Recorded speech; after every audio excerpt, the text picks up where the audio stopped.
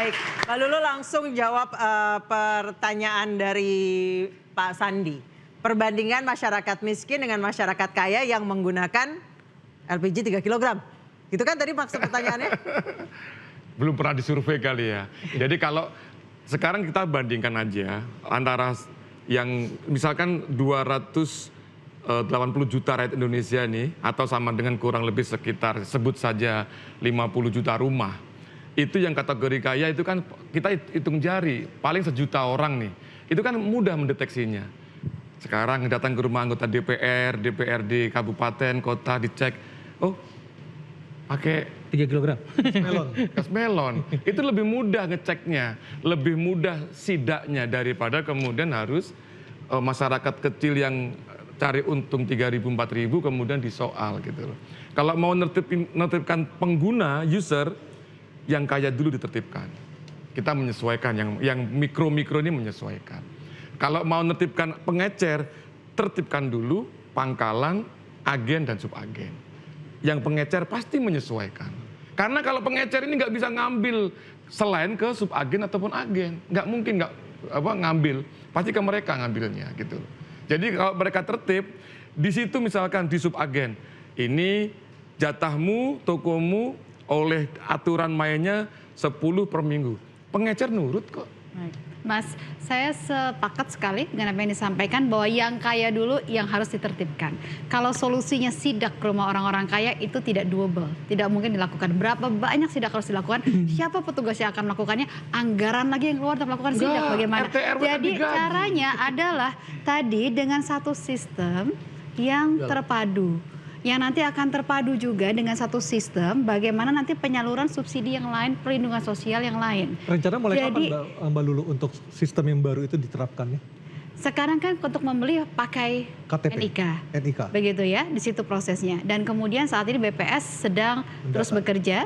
Nanti BPS akan mengumumkan kapan satu data DTSEN, data terpadu sosial ekonomi nasional tersebut akan menjadi satu rujukan data tunggal penyaluran berbagai perlindungan sosial sehingga tepat sasaran. Karena bagaimanapun kita Presiden punya target untuk kemudian menolkan kemiskinan ekstrim di 2026. Nah, nol kemiskinan ekstrim ini artinya adalah tepat sasaran. Anggaran yang digunakan juga harus tepat sasaran membantu mengembangkan kehidupan mereka. Jangan kemudian yang bisa mandiri tapi kemudian manja menggunakan subsidi. Masalah kita kan selama ini di situ. Baik, waktu ketemu dengan Menteri SDM, apa yang ditekankan oleh Presiden? Lalu. Presiden menekankan perbaikan tata kelola, jangan menyulitkan masyarakat sehingga kemudian masyarakat pengencer bisa berjualan kembali sambil paralel dilakukan proses perbaikan tata kelola. Proses bagaimana para pengencer ini bisa masuk menjadi bagian dari sistem yaitu pangkalan. Jadi subagen, baik, subagen tersebut jadi dibolehkan berjualan sambil kemudian diperbaiki sistemnya paralel berlangsung.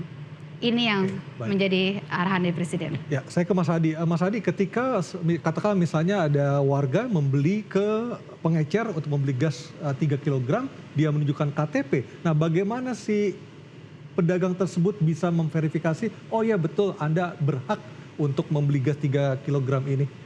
Ya, ini kan juga menambah keanehan-keanehan baru karena pengecer itu per hari ini tentu tidak punya alatnya kan? Iya, artinya tidak punya nomor induk sertifikat usaha atau apapun. Kalau mau ya semua pengecer, Mbak, harus diinvestigasi dan diajarin. Kalau kamu mau jujur, tanyalah apakah para pengecer itu punya smartphone. Belum tentu, rata-rata mereka itu yang dipakai adalah stupid phone kok. Nggak ada WA-nya, nggak ada internetnya, gimana mereka mau top up dan mendaftarkan bagaimana usaha mereka yang kemudian bisa mendeteksi. Yang ingin saya katakan adalah tentu harus dikalkulasi seberapa banyak pedagang-pedagang eceran yang menjual tabung gas 3 kg. cek juga kemampuan mereka soal bagaimana mereka mengakses soal digitalisasi, cara mendaftarkan usaha mereka. Kalau semuanya ini bisa dilakukan, jadi orang beli tabung gas pakai KTP nggak ada soal, Mas. Yang secara prinsip kalau saya berkaca pada warung-warung kelontong di Madura, eceran, jangankan mau pakai begini, Pak, pakai bahasa Indonesia aja nggak ngerti, Bos. Kadang kalau ada di telepon ditanya nih siapa yang telepon, karena dia nggak tahu siapa yang telepon. Jadi berjualan di bawah itu karena memang niatannya ingin bertahan hidup lillahi ta'ala. Nggak mikir sampai harus menggarong negara dengan kebocoran-kebocoran itu. Dan ingat, kalau pedagang eceran itu nakal dengan harga, nggak laku warungnya. Selisih 1.000 aja dengan eceran sebelahnya, dia akan bangkrut kok. Itulah yang saya sebutkan, sebenarnya siklus dari mata rantai kekisruhan ini yang jauh lebih besar kebocorannya adalah di atas eceran dan di atas warung kelontong. Siapakah mereka? Subagen. Siapakah mereka? Agen. Siapakah mereka?